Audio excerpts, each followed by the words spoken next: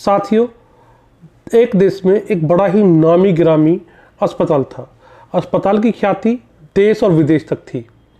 लोगों को यह कहा गया कि अस्पताल के अंदर बड़े ही योग्य तथा काबिल चिकित्सक हैं।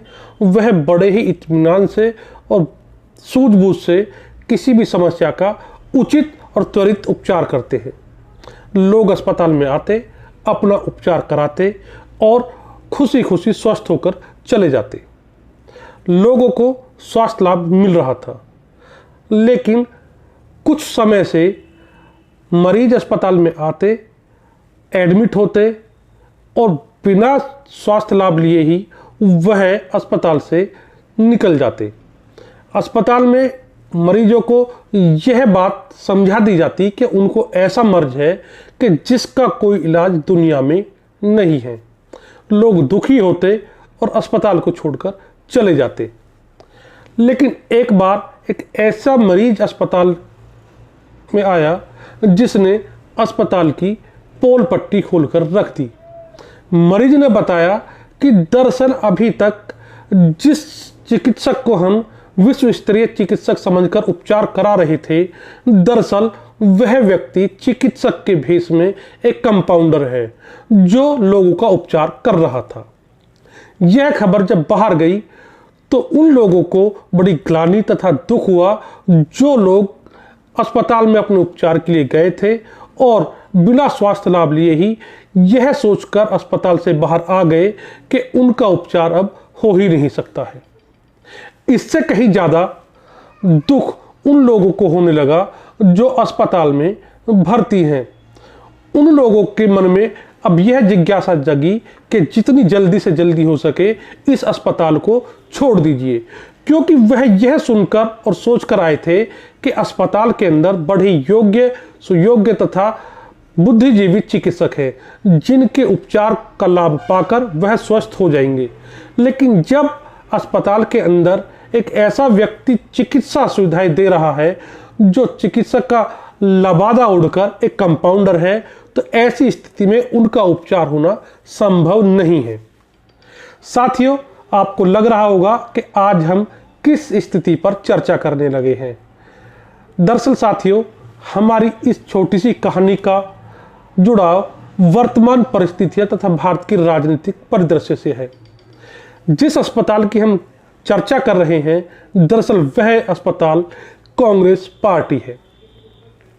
जिन मरीजों ने अस्पताल को छोड़ने की बात हमारे द्वारा कही गई है, वह वे लोग हैं जो समय समय पर कांग्रेस पार्टी को छोड़कर जा चुके हैं। जिस चिकित्सक की बात हम कर रहे हैं, जो चिकित्सक के भेष में एक कंपाउंडर है, वह कोई और नहीं राहुल गांधी है।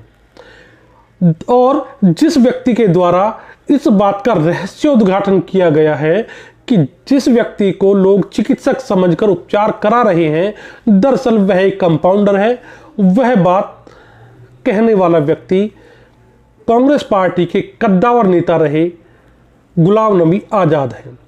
गुलाम नबी आजाद ने पिछले दिनों एक कांग्रेस पार्टी के ऊपर तथा सोनिया गांधी और राहुल गांधी के ऊपर बड़े आरोप लगाते हुए पार्टी से इस्तीफा दे दिया है। हम कहानी में जिन अस्पताल में भर्ती मरीजों की चर्चा कर रहे हैं, दरअसल वह मरीज कोई और नहीं, कांग्रेस पार्टी के अंदर वह लोग हैं जो गुलाम नबी आजाद के इस्तीफा देने के बाद तेजी से इस बात पर विचार कर रहे हैं कि कांग्रेस पार्टी के अंदर अब उनके लिए कोई स्थान नहीं रहा है और वह लोग भी बड़े स्तर पर पार्टी छोड़ने पर विचार कर रहे हैं। दरअसल साथियों, गुलाम नबी आजाद के द्वारा अपने इस्तीफा देने से पूर्व कांग्रेस अध्यक्ष सोनिया गांधी के लिए एक पत्र लिखा गया। पत्र में पार्टी के ऊपर बड़े ही गंभीर आरोप लगाए गए तथा पार्टी की वर्तमान दुर्गति के लिए कुछ हद तक सोनिया गांधी तथा सोनिया गांधी की लापरवाही तथा बहुत बड़े हद तक राहुल गांधी के ऊपर आरोप लगाए गए। अपने इस्तीफे से पूर्व जो पत्र गुलाम नबी आजाद के द्वारा लिखा गया, उन्होंने स्पष्ट तौर पर कहा कि राहुल गांधी की नासमझी की वजह से पार्टी इस दुर्गति के कगार पर पहुंची है। हालांकि गुलाम नबी आजाद के इस्तीफे के बाद पार्टी के अंदर बहुत से नेताओं ने उन्हें अपने निशाने पर लिया तथा जयराम रमेश तथा दिग्विजय सिंह जैसे नेताओं ने गुलाम नबी आज़ाद की यह कहते हुए आलोचना की कि जिस पार्टी के द्वारा उन्हें समय समय पर बहुत सम्मान दिया गया उसके प्रति इस तरह की बातें कहना उचित नहीं है। हालांकि यह दिग्विजय सिंह या कांग्रेस पार्टी के अन्य लोगों के विचार हैं। साथियों, अभी तक कांग्रेस पार्टी के ऊपर समय समय पर तरह तरह के आरोप लगाकर किस्तों में पार्टी के नेता पार्टी को छोड़ते रहे हैं, लेकिन जिस तरह के आरोप लगाकर गुलाम नबी आज़ाद ने कांग्रेस पार्टी को छोड़ा है उसके द्वारा पार्टी के अन्य नेताओं को भी एक बड़ा स्पेस मिल गया है। कांग्रेस पार्टी के नेताओं को अब यह डर सताने लगा है कि गुलाम नबी आज़ाद के द्वारा जिस तरह के आरोप लगाकर पार्टी को छोड़ा गया है उसके द्वारा पार्टी के अंदर के अन्य नेताओं को भी बड़े स्तर पर पार्टी छोड़ने के लिए रास्ता मिल गया है। या यूं कहें कि एक बर्तननुमा कांग्रेस पार्टी की तलहटी में अभी तक एक छोटा सा छिद्र था जिसमें से पार्टी कार्यकर्ता एक एक कर बाहर निकल रहे थे, लेकिन जिस तरह से गुलाम नबी आज़ाद के द्वारा पार्टी से इस्तीफा दिया गया है उसके बाद इस छोटे से छिद्र ने एक बड़े छेद का रूप ले लिया है। अब पार्टी के नेताओं को यह आशंकाएं सताने लगी हैं कि अब पार्टी नेता गुलाम नबी आज़ाद के इस्तीफे का सहारा लेकर बड़े रूप में एक सामूहिक रूप से पार्टी छोड़ने की शुरुआत कर सकते हैं। हालांकि साथियों, पार्टी के यदि नेता इस तरह का विचार करते हैं तो यह कतई भी गलत नहीं है। इस बात के प्रमाण हमें उसी समय मिलने शुरू हो गए थे जब गुलाम नबी आज़ाद के द्वारा इस्तीफा दिया गया और जम्मू कश्मीर के अंदर 5 बड़े नेताओं के द्वारा गुलाम नबी आज़ाद के समर्थन में पार्टी छोड़ने का ऐलान कर दिया गया। आशंका यह जताई जा रही थी कि गुलाम नबी आज़ाद इस्तीफा देने के बाद भारतीय जनता पार्टी को ज्वाइन कर सकते हैं, लेकिन गुलाम नबी आज़ाद के द्वारा यह कहकर इस तरह के विचारों पर विराम लगा दिया गया कि जो व्यक्ति कांग्रेस में रहा है वह भारतीय जनता पार्टी को ज्वाइन नहीं करेगा।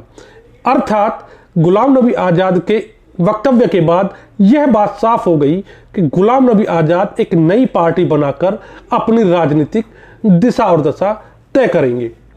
हुआ भी कुछ ऐसा ही। इस्तीफे के लगभग 1 सप्ताह बाद गुलाम नबी आज़ाद ने अपनी पार्टी के गठन का ऐलान कर दिया गया।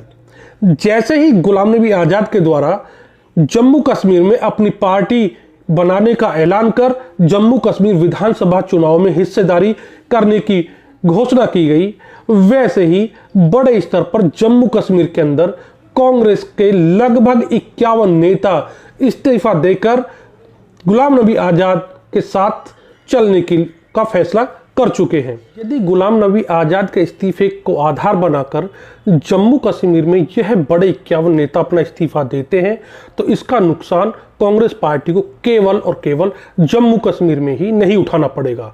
साथियों, हमें यह बात भी याद रखनी चाहिए कि कांग्रेस पार्टी के अंदर पार्टी की नीतियों के खिलाफ या पार्टी के अंदर बुनियादी बदलाव की मांग को लेकर एक धड़ा तैयार हो चुका है जिसे हम सभी G23 गुट के नाम से जानते हैं। इस G23 गुट के अंदर बड़े बड़े कांग्रेसी नेताओं के नाम हैं जिनमें गुलाम नबी आज़ाद भी शामिल थे। हालांकि अब गुलाम नबी आज़ाद पार्टी छोड़कर अपनी नई पार्टी बनाकर नई राजनीतिक पारी की शुरुआत करने जा रहे हैं। इसके बावजूद अभी भी उस गुट के अंदर आनंद शर्मा, मनीष तिवारी जैसे कई नाम शामिल हैं।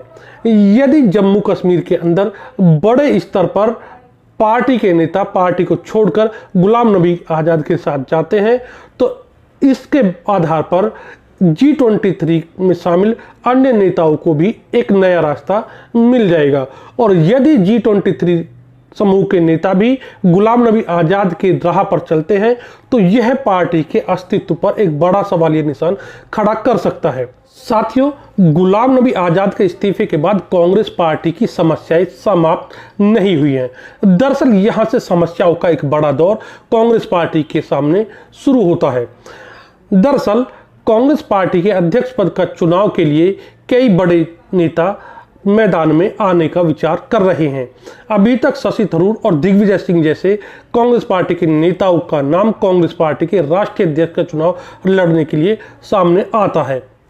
साथियों, इस समय यदि कोई नेता चुनाव लड़कर कांग्रेस पार्टी का चुनाव जीत भी जाता है तो इस बात में अभी आशंकाएं बनी रहेंगी कि वह नेता कांग्रेस पार्टी को कितना और किस स्तर तक जोड़ने में सफल हो पाता है, क्योंकि अभी भी कांग्रेस और कांग्रेस पार्टी से जुड़े नेता जो कांग्रेस पार्टी के अध्यक्ष पद पर सिर्फ और सिर्फ गांधी परिवार के सदस्यों को ही पसंद करते हैं, वह लोग कांग्रेस पार्टी के इस नए अध्यक्ष को कितना स्वीकार कर पाते हैं और यह नया अध्यक्ष इन लोगों के सामने कितनी देर टिक पाता है, क्योंकि 90 के दशक में इस तरह की परिस्थितियों से कांग्रेस पार्टी गुजर चुकी है और वह दौर कांग्रेस पार्टी का सबसे निम्नतर स्तर का दौर रहा था। साथियों, आज की वीडियो में सिर्फ इतना ही। आपको हमारा वीडियो कैसा लगा हमें कमेंट बॉक्स में लिखकर अवश्य बताएं। इस विषय पर आपकी क्या राय है, अपनी राय भी हमें कमेंट बॉक्स में अवश्य लिखकर बताएं। साथियों, आपसे अनुरोध है कि आप हमारे यूट्यूब चैनल को सब्सक्राइब करें, अपने साथियों के साथ शेयर करें। धन्यवाद।